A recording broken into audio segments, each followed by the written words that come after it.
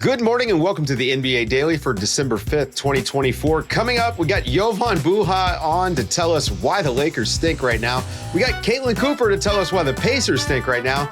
And then I think we're going to look around the rest of this stuff from the night. And does everything else stink too? Yeah, I guess.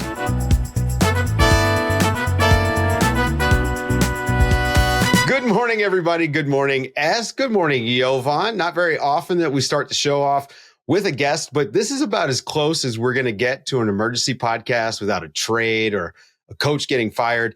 And it's because the Lakers just stink right now. They lost yet another game. They're 2-6 in their last 8. Lost is a pretty way to put it. They got mollywopped. Is that the word? Is that enough of a word, Jovan, to describe the beating that they took? Drubbing, beat. Yeah. I mean, embarrassing was the buzzword of the night. The Lakers they're completely spiraling right now. As you just said, they start the season 10-4, and for most of that stretch, they were in the top 4 in the West. They were one of the surprises of the season. JJ Redick's getting coach of the year buzz. AD's getting some buzz for not quite MVP, but at least in back of the ballot conversation. Well, he was self-proclaimed defensive player of the year. He's talking about himself as defensive player of the year. But you could do that when you're winning. Since then, that's right. And really the biggest thing has been the increase in competition. If you look at a lot of the wins that they had early in the season, they were beating up on the Jazz, the Spurs, the the MASH unit of the Pelicans. They got the Wizards. Really, the one win that I would say was impressive. A couple of them were like the early season ones where they beat the Timberwolves, they beat the Suns, they beat the Kings. The Kings have had their number. But aside from that, since then, it's basically been wins against lottery level teams. And even the tougher games were Memphis without John Bain, Philly without Embiid and Maxey. So those teams were not at full strength, and that was basically lottery level competition. So since the uptick in competition, they play the Magic, the Nuggets, the Suns, the Timberwolves, now the Heat. They've just been getting stomped, and particularly stomped in the second half. So 4 of these 6 losses have been by 20 plus points. So they've been getting blown out. And in 3 of those 4 losses, they were outscored by 20 points in the second half. And this now is a combined 70 points that they've lost by in their last 2 games to Minnesota and to Miami. And then on top of that, AD set season low point totals in consecutive games, 12 against Minnesota, 8 against Miami. I know you guys have talked about LeBron and Father Time. He missed 20 straight 3-pointers, including his first one against Miami. So everything's kind of been going wrong. And then on top of that, you have JJ Redick after the game saying, we're not together right now. And we're not together in huddles right now. And that is a pretty damning quote for a head coach, a first-year head coach, 22 games into his career. Things are not going well in LA. Yeah. It's funny you bring up the JJ quote, because he also said, I'm embarrassed. The whole team is embarrassed. And I'm curious because I think a lot of the conversation around the Lakers over the last couple of years has been the coaching, right? Frank Vogel gets fired. Which one?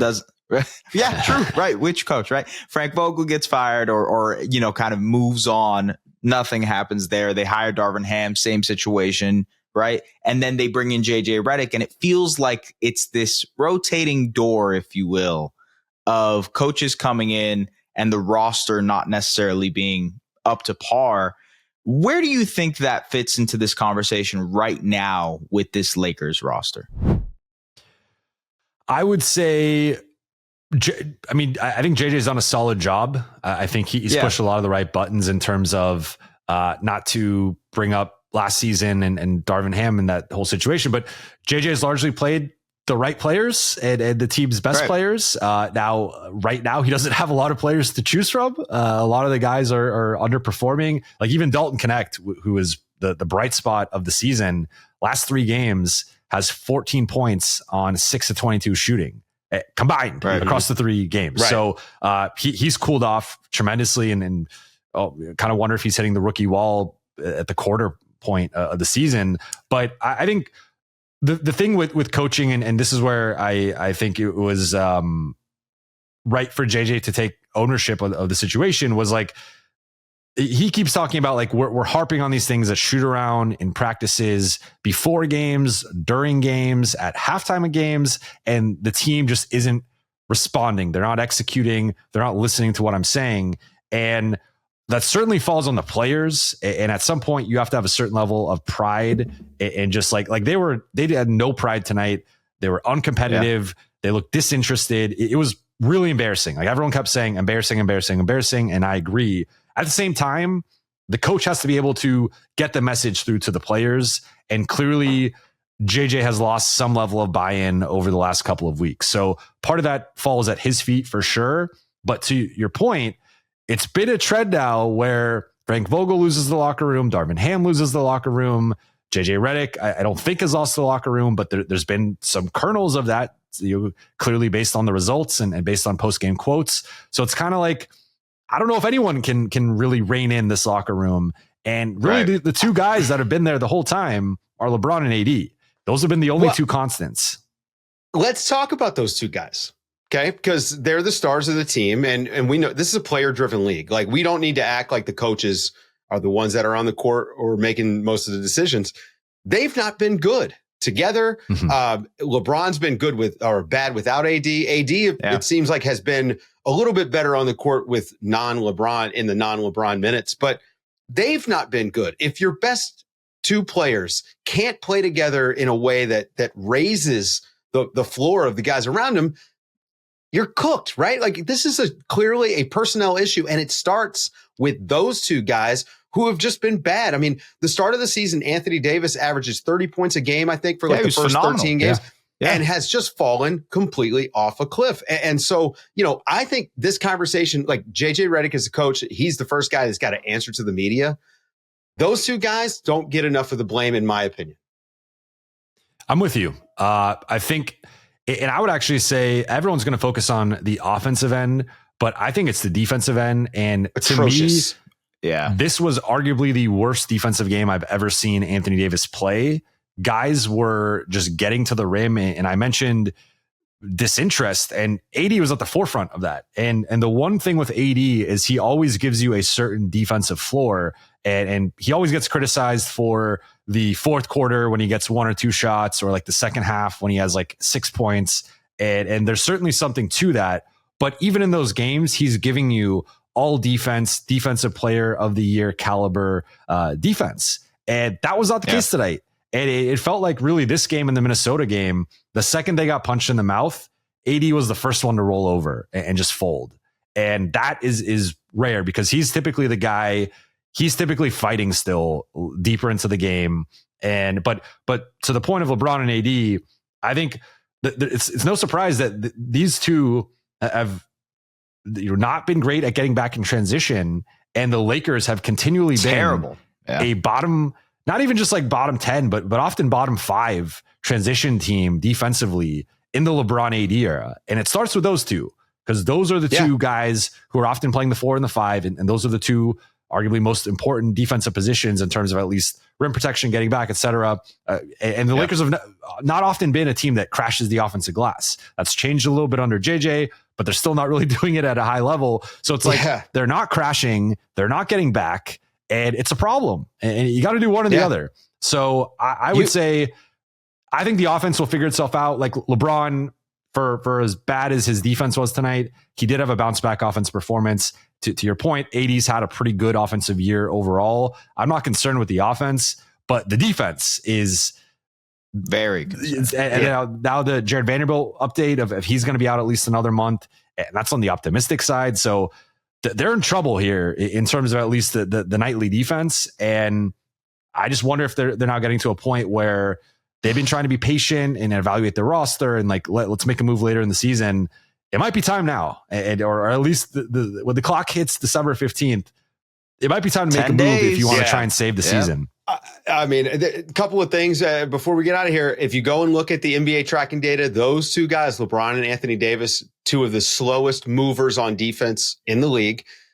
And I mean, frankly, like you mentioned, LeBron having a bounce back offensive game. He was out there when they're down 30. I'm sorry, man. Like they were talking about his minutes load, his workload. LeBron can't play this much. He might not be able to play 82 games, and he's out there in a blowout, racking up his stats. And so that rings completely hollow. He's either old or he's tired. Pick one. Yeah. Jovan Buha, go and read him over at The Athletic. More fallout from the Lakers stinking coming this week at The Athletic. We got Caitlin Cooper after the break. Stick around. The Indiana Pacers are one of the early season disappointments. We've been hitting the panic button on them for a little while now, So we went out and got, in my opinion, the best X and O's writer, maybe about basketball that you can find. And definitely my favorite. We share that opinion. My favorite follow when it comes to staying abreast of what's happening with the Pacers. You can find her work at patreon.com/basketball. She wrote. Got to throw that comma in there. There you go. Caitlin Cooper, my favorite basketball Caitlin when I think about Indiana basketball. That's right. That's funny. Yeah. It must feel like Groundhog Day for you. Back-to-back losses, actually 4 straight losses, but back-to-back losses in pretty similar fashion for the Pacers. They lose another road game. It's a tough look for them all season, but man, this recent stretch, they just have looked awful. What is wrong with the Pacers? Yeah, man, when you look at the cup games, last year they go undefeated in cup play. This year they did not win a cup game and they trailed by at least 20 points in all 4 games. And similarly for, almost different reasons. I mean, again, like tonight against the Brooklyn Nets, they score a season low in points in the first quarter. When they were in Memphis a few nights ago, they scored 45 points in the first quarter. So different personnel at times are being run in and out. The injuries, I do think, have played somewhat of a part. Here in Brooklyn, you're watching lineups where at the same time Enrique Freeman, Johnny Furphy, Jarris Walker are all playing at the same time. Yeah. That kind of led to the initial slide in the second quarter before the starters came back in and the turnovers and the ball was being thrown around like people throwing a beach ball at a concert. But there's just a lot of inexplicable qualities. I've said it. I think that this is the most confusing Pacer team that I think that I've covered, and that includes the back end of the 2013-14 season when the struggle was going on, in part because last year when they lost games, there was generally a formula for it. You knew why they were going to lose. It was going to be because of their defense and because likely their shooting didn't hold up on that particular night to compensate for their defense. This year, it's so many different reasons that I don't exactly know how you go about fixing it. And sometimes they seem at a loss from it, other than the common theme normally that they bring up a lot of times is we didn't play hard consistently. Yeah, seems to be going around. Seems to be a common thread tonight. I wanted to ask about Pascal and kind of the blend of identity they've had, or trying to incorporate him with the way that the Pacers played last season. I know you've wrote about it before, about like this is sort of 2 teams in one, or 2 different styles of play in one. Is that part of the reason they might be struggling to figure out how to win in certain games? Yeah, I mean, their biggest problem offensively is their loss of transition frequency and what their efficiency has been there. The half-court offense is still decent. Right. And they're reincorporating Benedict Mathurin, and they've added Jarris Walker into that rotation. And this is not to say that any of the players are bad or that their one style is better than the other. But when you're looking at Tyrese, and he's also facing exaggerated coverages, he's looked limited in games to me. Pascal is a guy, from covering him in Toronto, that he's very good at using the high seal in transition. And then that creates a very big catch area. But if you don't get that high seal and then you're in the half court, it can be a slower process. And that could be for both reasons, good and bad, because Pascal generally, not so much necessarily in this game, but could be very good at dragging out a double team, creating space for other people. He's a good playmaker. But now they played fast with Benedict Mathurin as a starter at the beginning of last season. They continued to play fast with Pascal as a starter at the back end of last season. But those people were never all playing at the same time. So like tonight, when you're watching the third quarter and they start to make a run, it's Tyrese, it's TJ, it's Johnny Furphy, it's Obi Toppin. It's them looking for guys where if Tyrese is being face guarded 94 feet, it's good when their numbers are much better when Tyrese is playing with either Andrew Nembhard or playing with TJ McConnell. So somebody else can quickly get into offense. They have people who are properly filling the spacing lanes, and then they have the rim runner. You can tell a lot of times in these games that the spacing template just isn't right. And for what their 2-side fast break should be, there's been some breakdowns there. And that was in part why the second quarter, I made a joke that it was like watching a team throw a beach ball around at a concert. But some of that was because of the spacing. It was because they'll have a 3-side or a 4-side fast break and nobody rectifies it. Or sometimes Miles Turner, after being pretty effective as a rim runner and a trailer last year so they can get into secondary offense, will be like, they'll just be running into the to the penetration angle of the ball handler, like just like right in front instead of staying behind a trail. So they've had some issues there, and that's something that they've had to tinker with. It's not the same team. Like it is in terms of the roster is the same team, but the rotations that they're playing are not the same. Really. They made a mid-season trade for Pascal Siakam. Mathurin was out. I mean, they're also injured a little bit, and they were banged up. So, I mean, I actually think that this is actually a really good point that you're bringing up, because I've probably looked at them more like a continuity team than what they actually are, is a team that has sort of knows each other, right? Like they know each other's names, but they're not sending Christmas cards yet. This isn't a team that's had a couple seasons together. So that's actually a really great point. And I want to swing back to the identity comment, because last year I knew what this team was. They were going to blow your doors off. You had to run with them. They weren't going to defend it all. Matter of fact, it's a revolving turnstile to the basket. They're pulling the ball out of the net, and they're going to beat you down to the other end. And as you mentioned, they're not doing that this year. So what do they lean on when it comes time for them to win games? I mean, they're 9-14. It is the East. It's still early, but they've got to figure out who they can be. I mean, much less who they are. And I think that's kind of been the biggest struggle. And opening night against the Pistons, they didn't play particularly fast, but they did find a way. And I was like, well, if nothing else, this wasn't a particularly well-played game, but they showed that they could win ugly.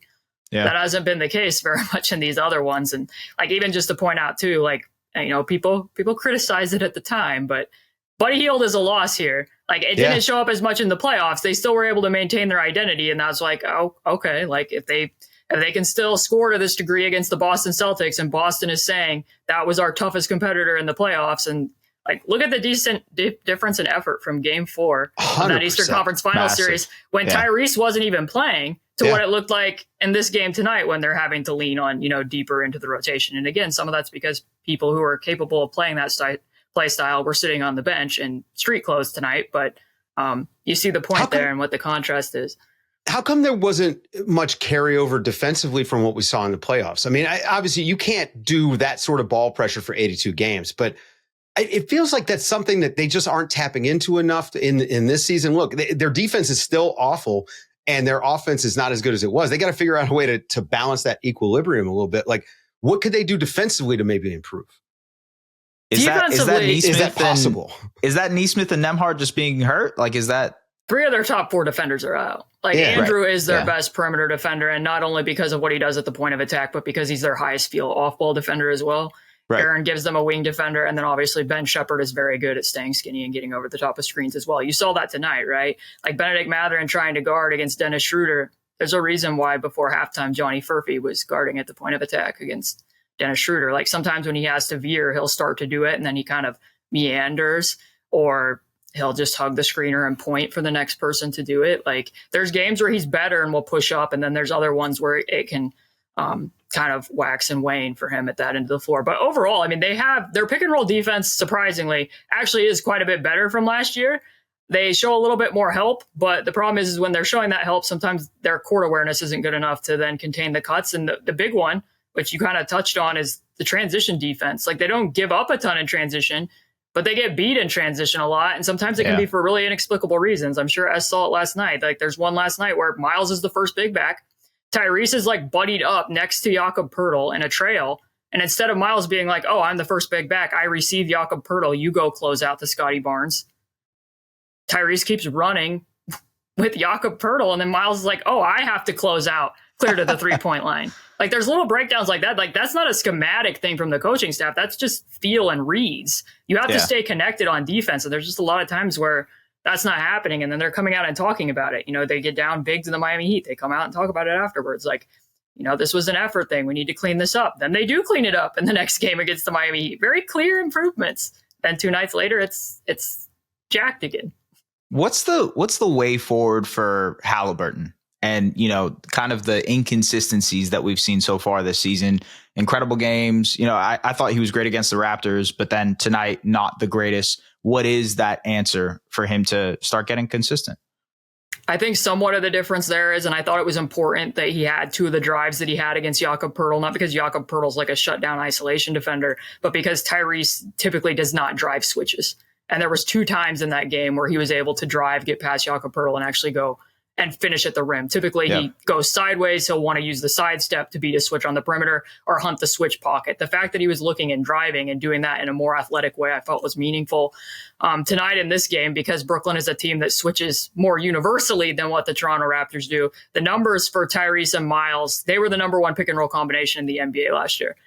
Against switch, it has not been good to start the season. So some of that is on Miles because he's leaned on, one-legged figures again after he had made some progress in that regard. Some of it's, people scramming, kick out switches, and then he kind of stands behind it. And some of it's just, connected to Tyrese's shot, like him pulling from 30 feet against the switch pocket when he was in the early shooting slump wasn't as effective. So then it becomes more Tyrese and Siakam. Well, against a team like Brooklyn, when the two top defenders are guarding Tyrese and Siakam, you're not really gaining anything when they screen for each other in the same way. So now you're seeing some more turnovers again, because like now a wedge rolls with Obi Toppin. It's not with Pascal Siakam, and Obi Toppin doesn't have the same connection out of those post-ups as that what you'd see with Tyrese and Pascal. So I think with Tyrese, a lot of times, like one of the turnovers tonight, like where he's dribbling in transition and he goes to a pirouette. I love jump passes. Everybody knows this. The jump pass has been very key to Tyrese. Buy the t-shirts. But, he was jumping because he had an idea, not because he ran out of ideas. Yeah. Like that's what made him brilliant in that regard. And there's sometimes now where it's like he's not punching it to the rim and he's using it and he's pirouetting, and now the ball's going places where, Buddy Hield might have known where to go and slide along the arc to catch that pass, and some other people may not exactly know. So I think for him right now, the biggest things are the full court pressure, how he's handling that, and the physicality is a big one. There's a lot more physicality against him, especially in Memphis the other night, that you could see where he's getting, bumped quite a bit, and then they're trying to play 4-on-4 a lot, similar to what you would have seen D'Antoni do at times with James Harden. Where it was like, hey, go stand at half court because it's good for us to play 4-on-4, but it's better for the Pacers to play 4-on-4 when Andrew Nembhard's available or when TJ McConnell's out on the floor. So. Yeah, you got to have an organizer out there. Go and check her out. That's patreon.com/basketball. She wrote, Caitlin Cooper. Thank you. Appreciate you hanging out. Stick around. After the break, S and I are going to catch up on everything else that happened last night, and we're going to take a look at Cooper Flagg.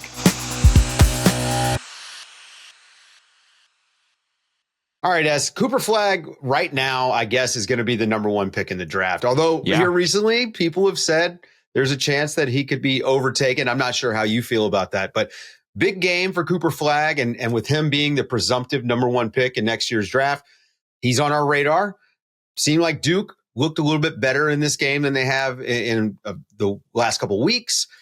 Cooper Flagg was pretty impressive. What did you think about Cooper in the game? He is a ridiculous defender. And, I know it's the college game, and so there's not a lot of spacing, and maybe it's a little bit more compact, but you can just see the versatility pop off the page or pop off the screen. I will, because just the way that he can block shots, covers a lot of ground. Plays, cover ground, the length, the versatility. It's all there on the defensive end. And that's why, in my opinion, like he just looks like the clear number one overall pick. Yes, there's like a Dylan Harper and an Ace Bailey, and those guys will certainly be a part of the conversation. But Coop is just, there is a version of this that looks like he's a generational prospect. And we've had a couple of those recently, right? Yeah. You've done more draft work recently than I have. I haven't seen enough of Cooper Flagg. Yeah, because the Raptors have sucked. So that's right. Yes, I did get a chance. I locked in on him a little bit tonight. I'm interested to see what his offensive game looks like. In an NBA style system, you can see some stuff there. Like I wish that Duke would maybe get him running a little bit of chest, and maybe bring him off double drag, like get him going on the move, on the dribble. Basketball. I know. Yeah. The lack of creativity for these guys, you really just never get a chance to see what they can actually do until they get to the NBA. We see them in summer league, and then it's a bit of a guessing game when you're trying to evaluate the offense. But he's had 3 games now, I think, with 20 plus points against really top tier competition. Auburn's the second best, program in the country. So like the competition level is getting better for the teams that they're facing, and Cooper is like getting exponentially better with each game. I think that's a pretty good sign for a guy who's supposed to be touted as the number one overall pick. Like that's a good quality to have. Yeah. It was a non-NBA Cup night last night. And the quality drop off from Cup from night, what the cup means. I mean, it just night and day difference. It was like all the games were Eastern Conference games. But there were some funny quotes that came out overnight. I thought we would go through them a little bit. The Celtics beat the Pistons, our Pistons, who kind of struggled a little bit. It's all right. Jaylen Brown dunked on Isaiah Stewart and makes a throat slash gesture during the game. And he was asked after, he was asked after if he expects to hear from the league. And he says, oh yeah. And look, of all the people don't mess with Isaiah Stewart. Why do people keep doing stuff to beef stew? It just, I don't know. He's the biggest guy. He's the one He's a guy. boxer. Come on, guys. Come on. Smarten up. Jaylen Brown, you're great. And it was an awesome dunk. But let's relax. We're here for the basketball. Although that is a cool celebration. If it wasn't against Isaiah Stewart, I would say that is a cool celebration. Sure. Okay. All right. Jalen Suggs sprained his right ankle tonight or last night in the game. He stepped on a fan's foot courtside, and apparently that fan was comedian and actor Michael Blackson. Now I had to look up who he was because I did not know. I'm pretty bad at that. I just don't care enough. So I'll watch something. Do not know this guy. Well, he said, I was mad, and then I saw it was him, and I couldn't be mad anymore. I mean, he's brought me too many laughs to be angry. Now that's there the are a couple best things. Compliment a comedian can get right there. I'm calling BS on this. There is no way that Jalen Suggs just in the heat, he didn't know who that was. Come on. Yeah, maybe someone told him after. What if he's a fan of, I don't know what movie Michael Blackson is. Yes, exactly. Someone had to have told him after. The Clippers just got demolished. Wrecked. They scored had like 30 points. They had like 40 points halfway through the third quarter. They just got completely wiped out by the Timberwolves, who are looking a little bit better against tired teams, we'll say. He was asked after the loss, how he felt. He said, unlike Michael Malone, I'm flushing this one, which, Michael Malone is hanging on to the losses. But I think, look, when you're at the Clippers and no one expected you to be where you're at right now, James Harden's been playing great, although really rough game. Don't check his box score. I think if you're Ty Lue, you can flush it. Hey, this is an off night for us. We're good. Yeah, it's all good. I think in an 82-game season, when you have a player like James Harden and obviously a cast of guys who are probably on the older side of things, if you're not shooting the ball well that night and if nothing is going your way, chalk it up. You can flush it. That's it. And we're flushing this episode. It was a good one, though. Yeah, it was. Yeah, a lot of turmoil. A lot of craziness. Yeah. That's going to do it for us. Thanks to Caitlin Cooper. Don't forget, check her out at Basketball She Wrote over on patreon.com. Yes, Jovan Buha, go and read him at The Athletic. Es Baraheni, thank you very much. I'm Dave DuFour. Thank you guys for listening to the NBA Daily. Thanks for waking up with us.